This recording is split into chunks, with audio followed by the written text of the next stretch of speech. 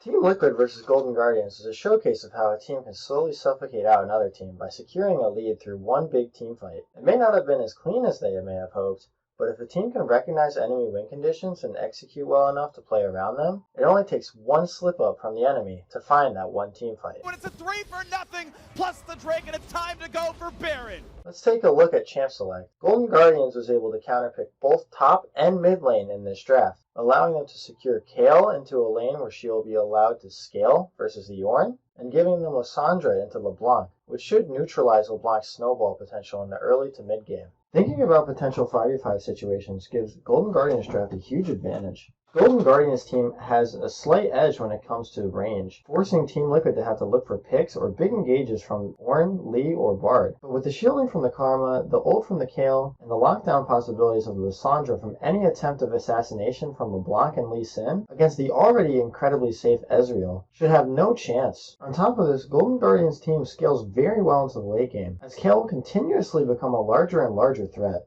Team Liquid's team also doesn't win in the split push. As LeBlanc may beat the Lissandra, she'll never end up beating the Kayle, meaning Golden Guardians will always have somebody to match her. But what Team Liquid's team comp is good at is finding picks in the enemy jungle. The combo of the LeBlanc, Lee Sin, and Bard is extremely mobile and very threatening to anyone looking to push for vision. But Team Liquid has to secure a lead to enable them the possibility of getting vision control in Golden Guardians jungle. 23 minutes into the game, 20 seconds out from Infernal Dragon spawn, Golden Guardians are threatening Soul Point. As Golden Guardians comp outscales Team Liquid, getting Soul Point this early is something Team Liquid cannot allow Golden Guardians to do. So Team Liquid has to fight at this dragon, even though Golden Guardians has complete vision control of the river and of Team Liquid's jungle. Team Liquid is able to gain control of the middle lane, giving them mid-prio and a chance to get into the fight. Now as the teams are positioned to fight, let's take one step back and look at the items going into this fight. On Golden Guardian's side, Ezreal has his finished Mira mana and his finished Sheen item. And Kayle is level 14 with Gunblade and Nashers, so Golden Guardian's damage coming out from the Ezreal and Kayle is something that definitely needs to be respected by Team Liquid. The Olaf has gone towards a tankier build, going with the Cinder Hulk into Black Cleaver, and along with that he has a stopwatch available. Lissandra also has a stopwatch available to her, but very importantly, Karma does not have her finished Athenes, meaning that Golden Guardians are lacking out on a good burst of healing from the Karma. Team Liquid, on the other hand, is hitting power spikes in all three of their powerhouses. Ornn has just hit 13 with both Abyssal and Sunfire, meaning that both of his upgrades are in for this fight. Aphelios has both Infinity Edge and Hurricane, plus another Zeal item. And LeBlanc has Ludens plus a full Morello. If she is able to get onto this Ezreal with no magic resist, he will not be able to survive.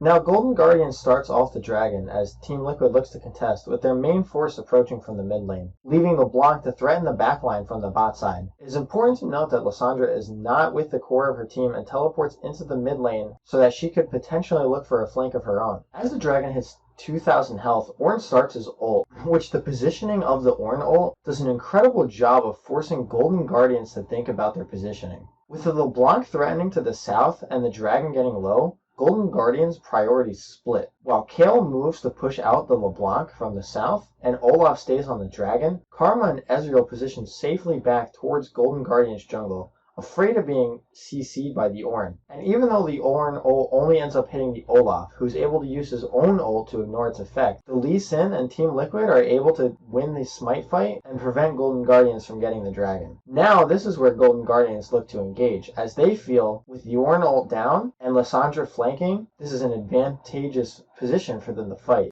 With Kayle ult on the Olaf, Golden Guardians can look for damage onto Lee Sin and Ornn without too much threat of return damage, and Lissandra looks to enter the battle. But the second her E is seen by Liquid, they split, leaving only Ornn for her to immediately ult. And this is level 13 Ornn with both upgrades, so even if Lissandra is able to lock down the Ornn here, Golden Guardians probably doesn't do enough damage to burst through all the tanky stats this character has. So Golden Guardians realize hitting the Ornn would do nothing, and they chase onto the Bard, who they believe is mispositioned. This entire time, LeBlanc has been sitting at the edge of the fight, waiting for Golden Guardians to go just far enough to give her a chance on Ezreal. With Kayle ult down, the Ezreal is truly feeling the threat of an assassination from this LeBlanc. So the entire time Ezreal could have been doing damage onto the Ornn and the Lee Sin, he was forced to be looking at the LeBlanc, constantly throwing Qs her way, and never being able to truly join the fight with Golden Guardians. So as the Lissandra and Olaf chase onto the Bard, the threat of the unkillable Ornn and Assassin LeBlanc force Kayle and Karma to walk around and split up their team. And without any of their carries, the Bard is able to live through the Lissandra ult and flash out. Meanwhile, for a crucial couple seconds here, the 5v5 has turned tides, leaving what looks like a 4v3 for a brief second in Team Liquid's advantage, as Golden Guardians now has to look to disengage and run from Team Liquid. And Golden Guardians has used every single one of their ultimates in attempts to engage. Team Liquid's 4 managed to do an insane amount of damage onto the Lissandra and Olaf thanks to a really good Aphelios route, and while the 4 of them can pick off the Lissandra, LeBlanc finds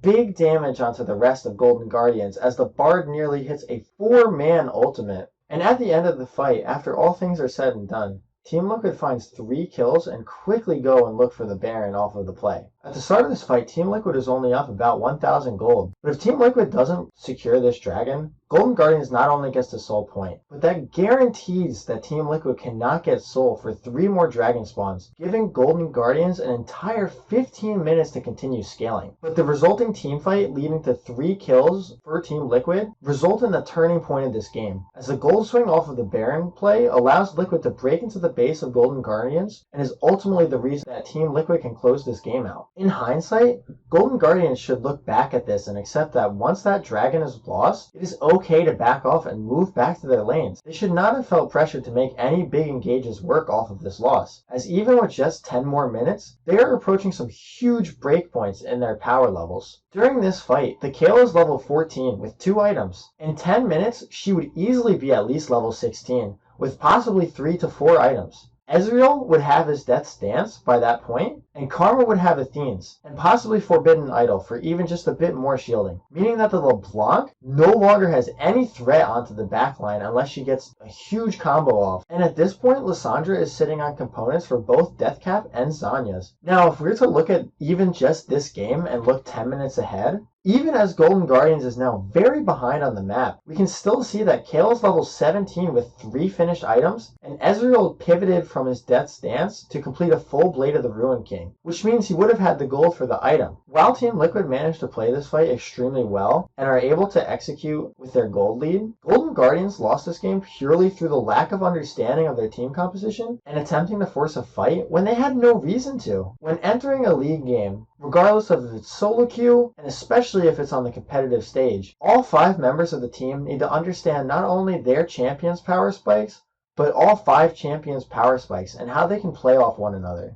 There's clear understanding of how these 5 champions can play together when looking at it in draft phase, but without the execution, a win in draft phase brings teams no closer to a win on the Rift. Hey everybody, thanks for watching. Sorry about the audio quality. OBS isn't really working well with me right now for whatever reason. Please leave a like if you enjoyed this video and share it with someone that you think would enjoy it. I'll probably actually continue making videos regardless, the pace of which will probably be however I get time for, but if it goes well, then we'll see. Yeah, so thanks for watching.